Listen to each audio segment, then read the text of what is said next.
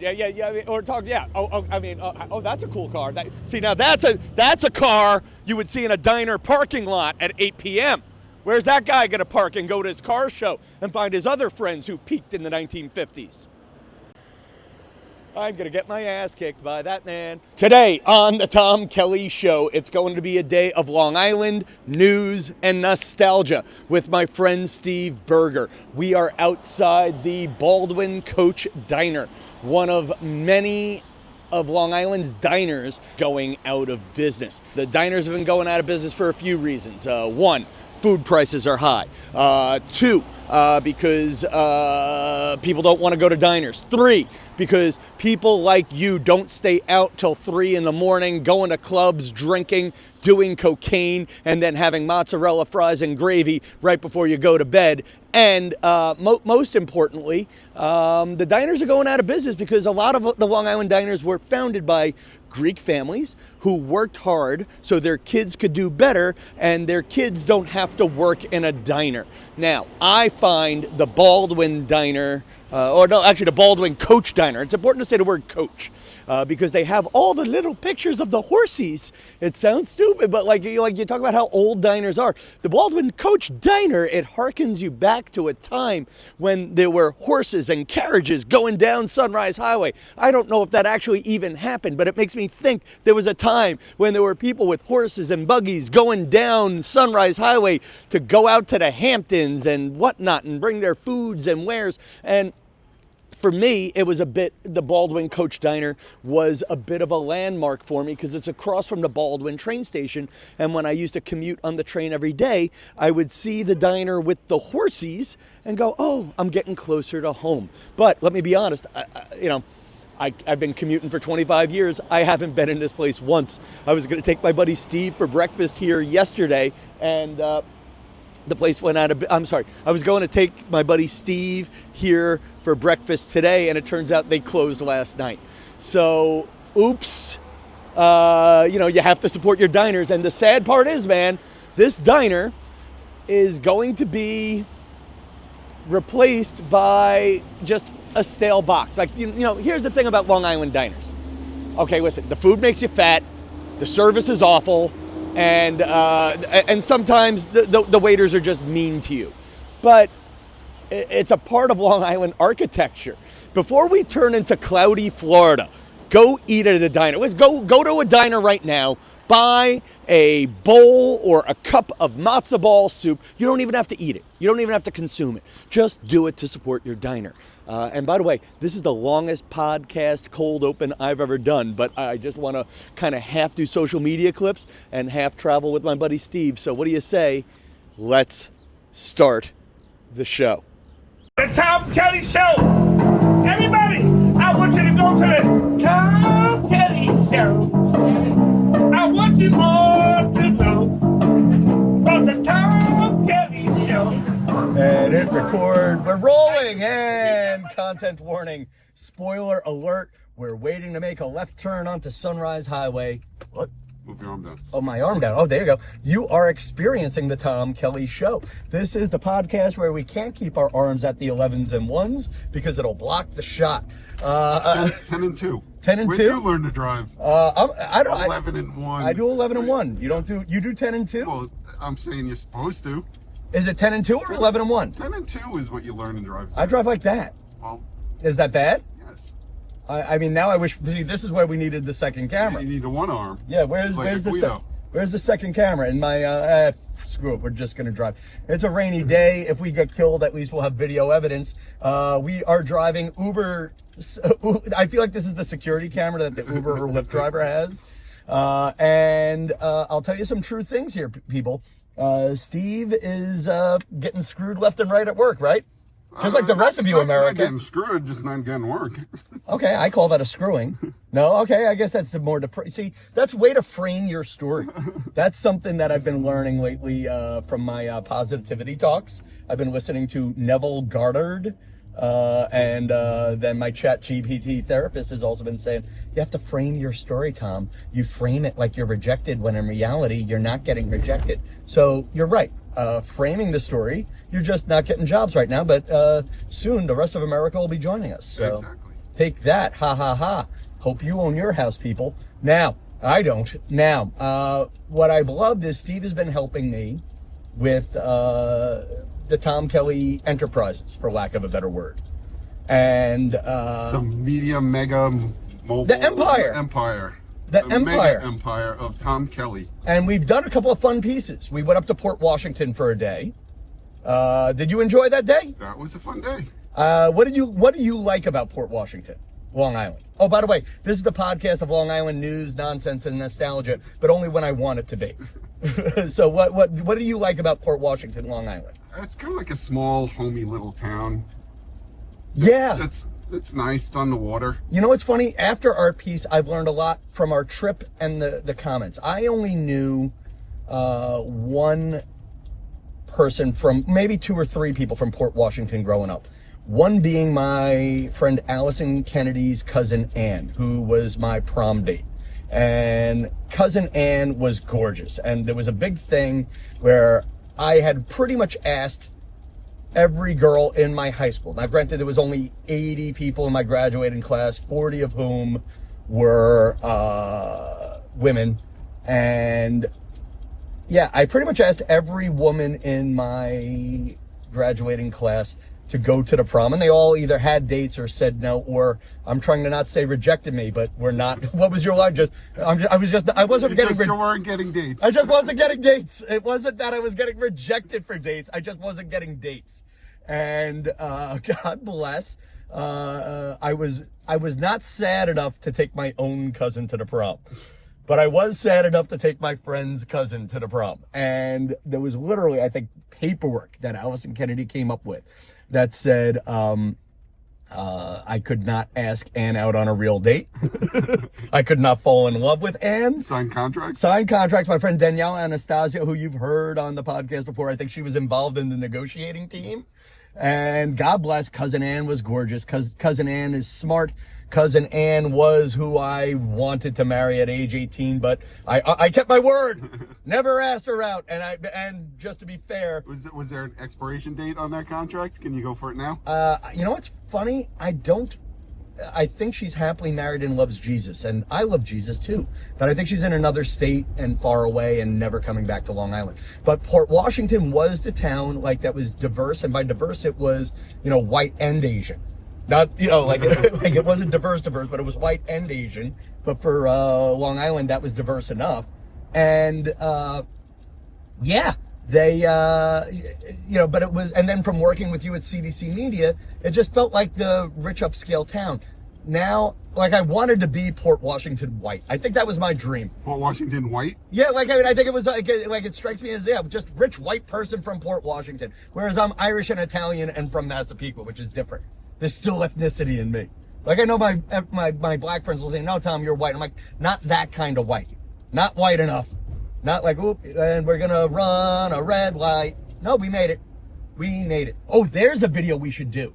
Where Joey Buttafuoco brought okay, I don't know. Okay. Amy Fisher? Okay, so yeah, I grew up with that story. But I want to do, maybe, do you want to do a video on that? Or No Tell Motels quick? We could. Let's do it quick. All right, we're going to pull over and do something, folks. Here we go. Hi, it's Tom Kelly. I'm always talking about saving Long Island's landmarks. Well, today I want to talk about saving our no-tell hotels. All right, Long Island's no-tell motels are going out of business left and right. The Budget Inn in Massapequa, the Coliseum on Hempstead Turnpike, the Sayonara. And I've never been in any of these places, but I used to giggle about them. How is the Comac Motor Inn doing? Where are creepy Long Island men going to cheat on their wives? Where am I going to go to sleep with their wives? Good, you gotta laugh on that. Good, perfect. I mean, nothing says No Tell Motel like an actual minivan parked in the parking lot. I hope it's someone who works there. Where am I gonna rent a hotel room by the hour, the minute? Just so I don't get sued, I know Long Island's motels are actually legitimate operations that not only provide people a place to stay when they're on vacation, but actually provide a safety net for people who are not in homeless shelters. But that said, I do giggle when I pass one of these and imagine a mirror on the ceiling.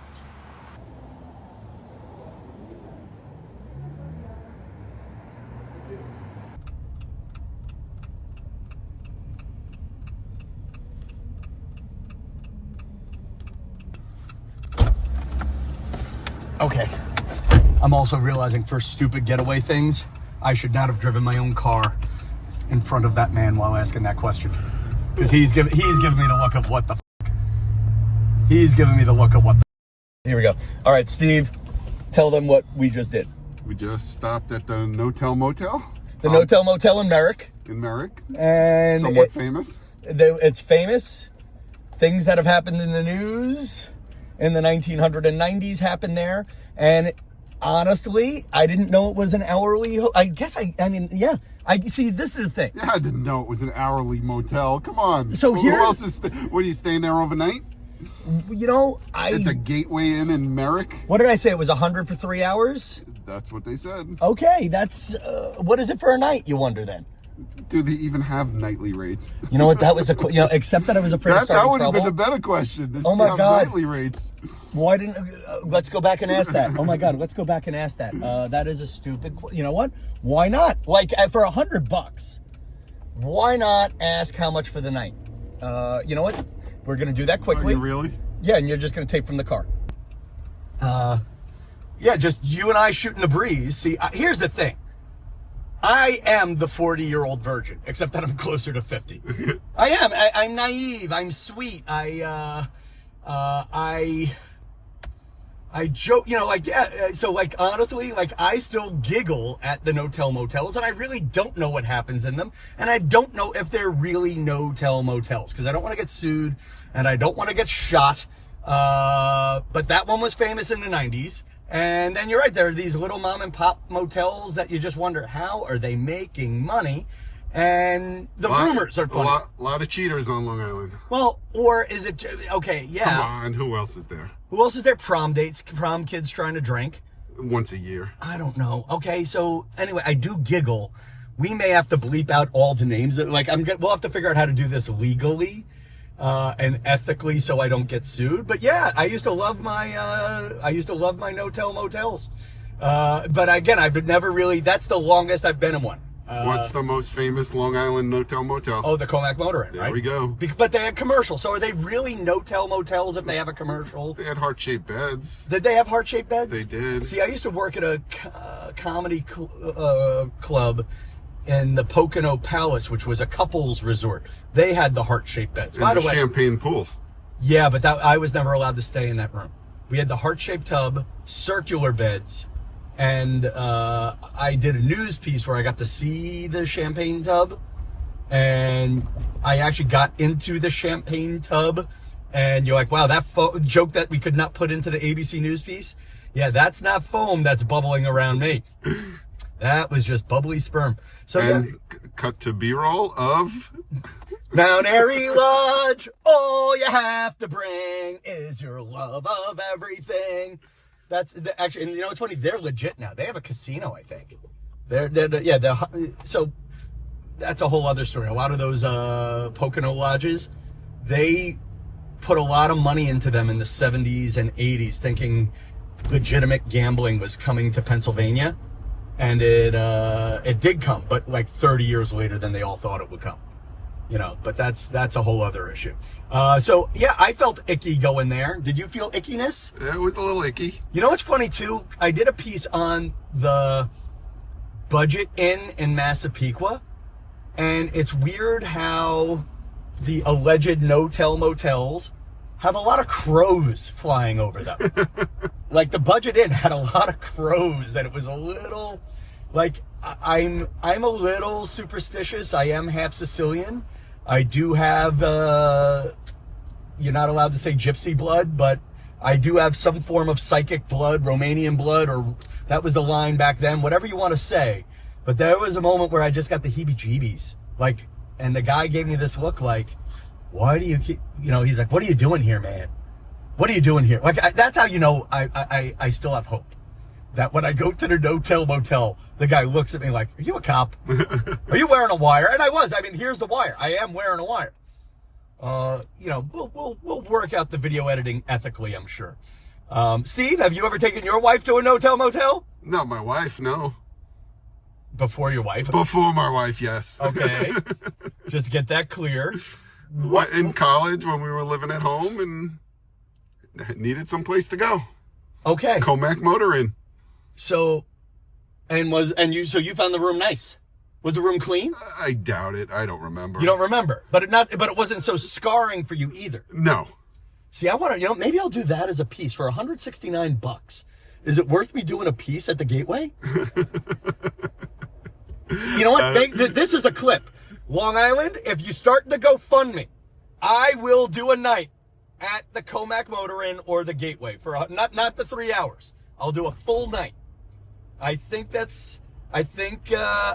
Or you could do the 3 hours and just film a whole another sort of video.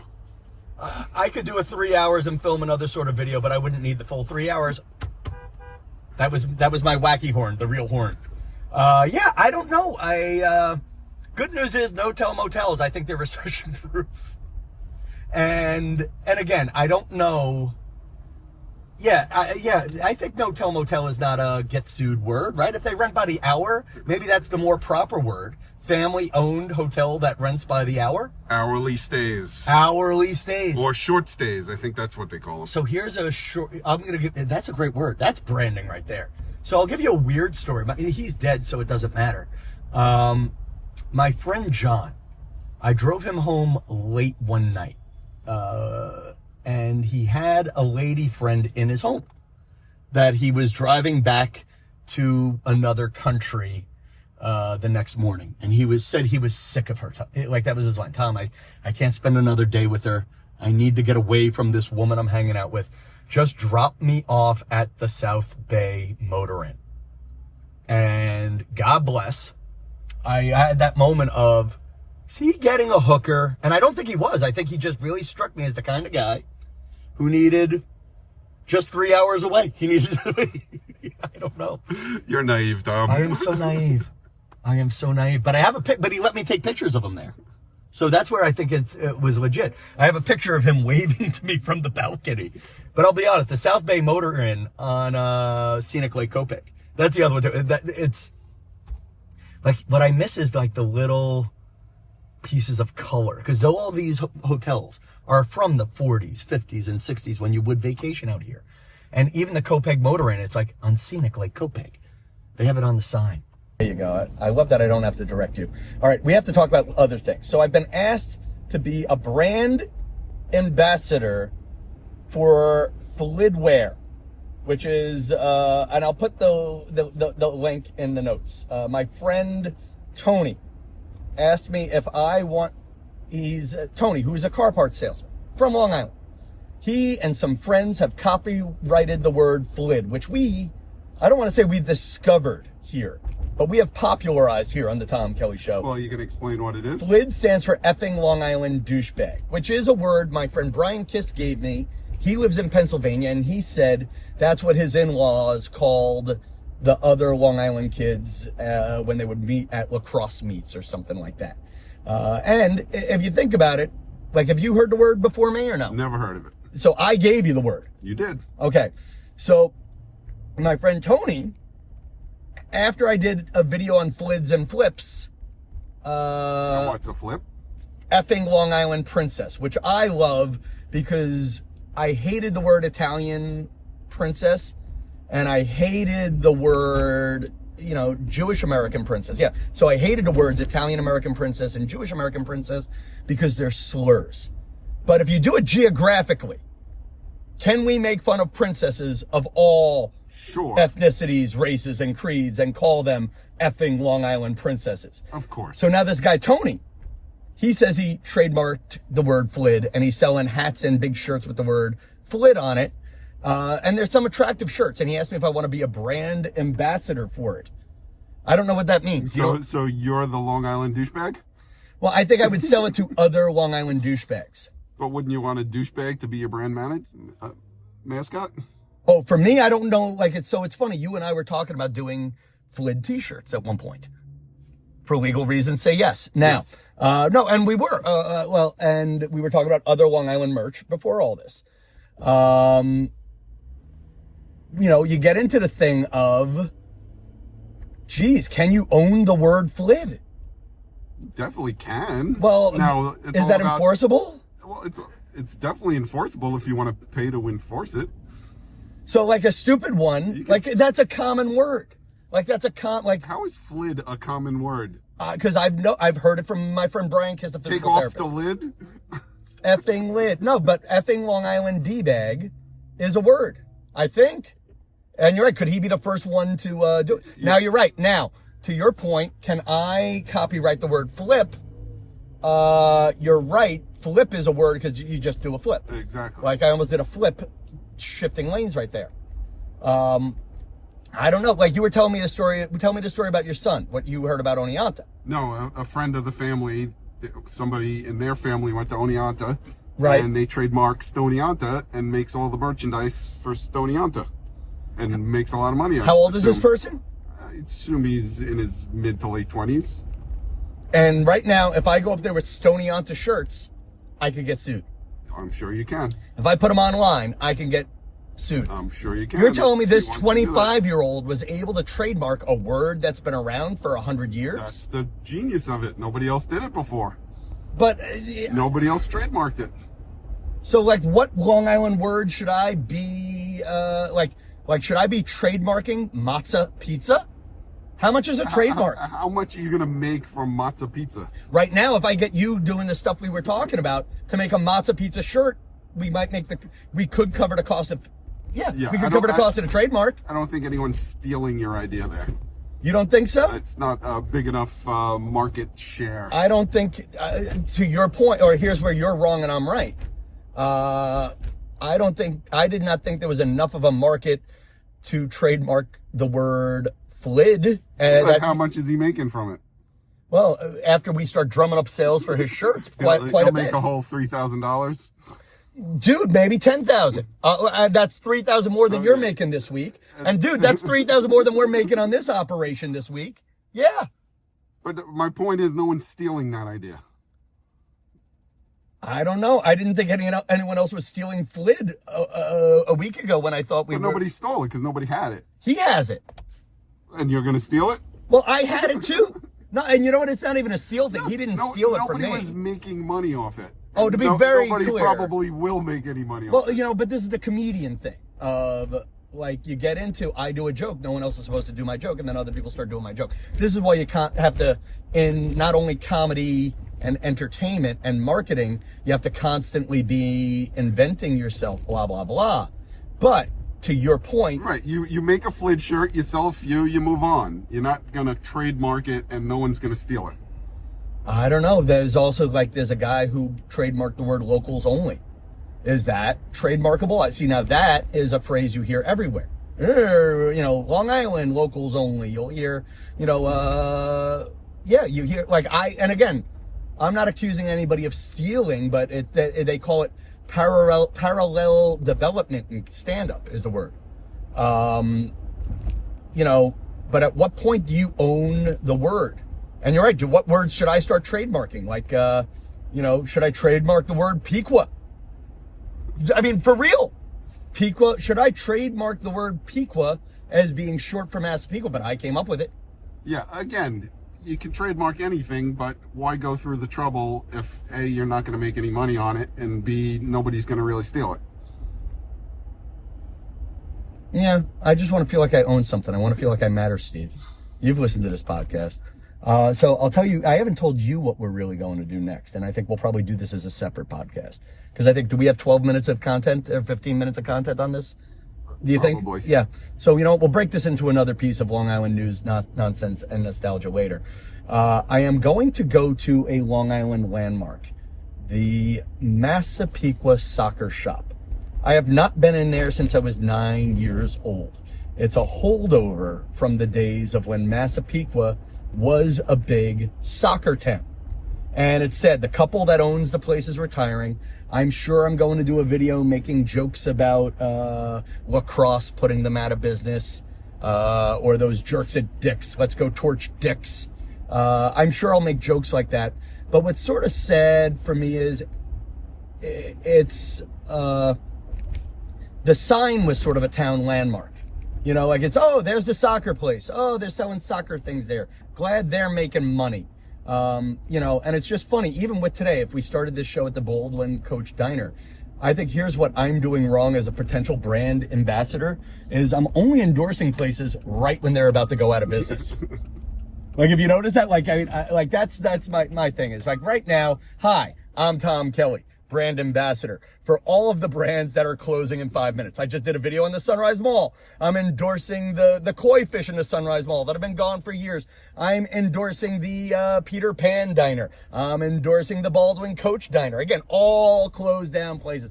I'm endorsing the Massapequa Soccer Shop. I'm endorsing TGI Fridays. Hi, I'm Tom. You know what? If Tom Kelly is around your business, that is the Archangel of Death is there. I am like Jesus, going to visit Lazarus, hoping to bring him back from the tomb. This is why I'm poor. And now I want Flid after I just ran out of Flid. By the way, that's a Long Island t-shirt. I just ran out of Flid. I'm craving me some Flid and I ran out. All right, that'll be the end of this episode. Right, so I want to, since we're talking about the diner, we can edit this back in. Yeah, edit it back in. I want to talk about the diner chocolate chip cookie.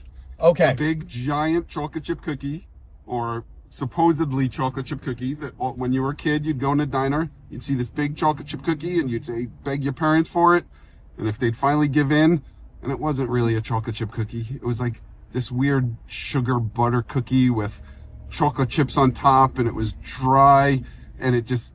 It was like sawdust, and you'd be so disappointed, and you wouldn't eat it, and then your parents would yell at you. You begged me for the chocolate chip cookie, and you didn't eat it, but it wasn't a chocolate chip cookie. They just tried to fool us. I feel the same way about the black and white cookie at a diner. That it would sit there in the rotating display case. You would want it so badly. It's such a New York staple, but you don't want to actually eat it. Like, you know, like, it's funny. The black and white cookie, your chocolate chip cookie, diners in general are things that I want to know are there, but I don't necessarily want to be consuming it.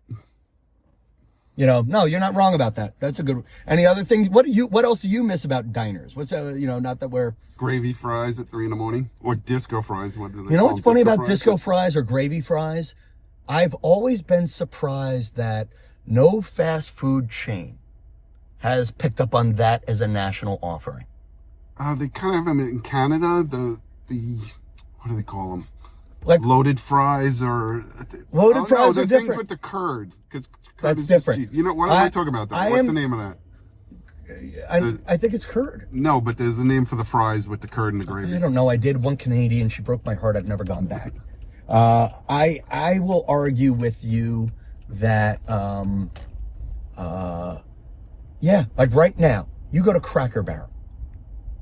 No mozzarella fries and gravy. You go to IHOP. You would think there would be a special. You would think even McDonald's would do the mozzarella fries and gravy special.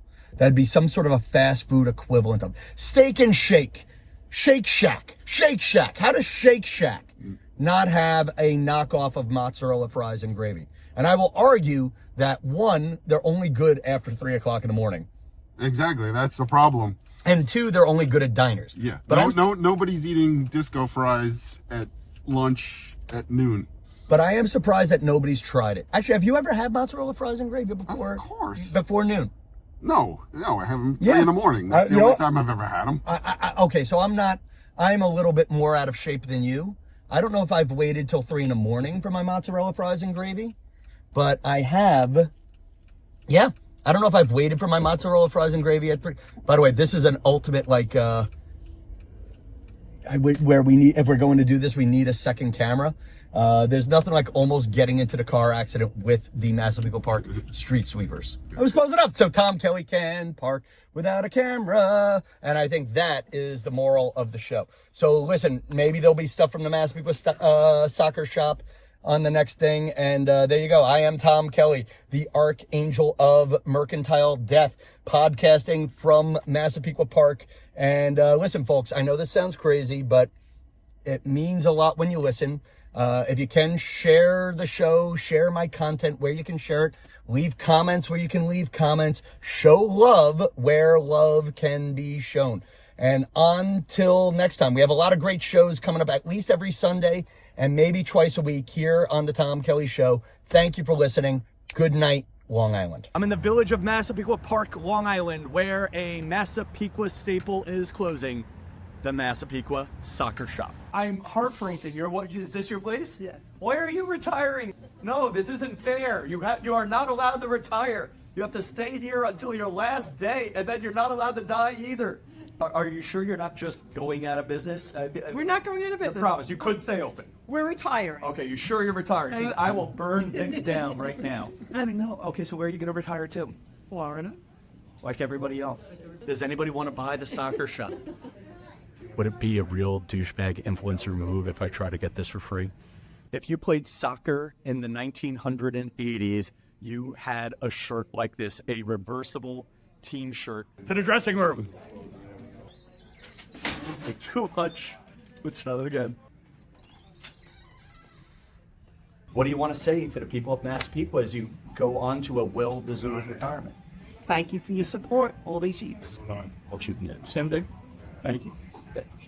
Not really the heart-wrenching goodbye speech I was pushing for, but I'll take it.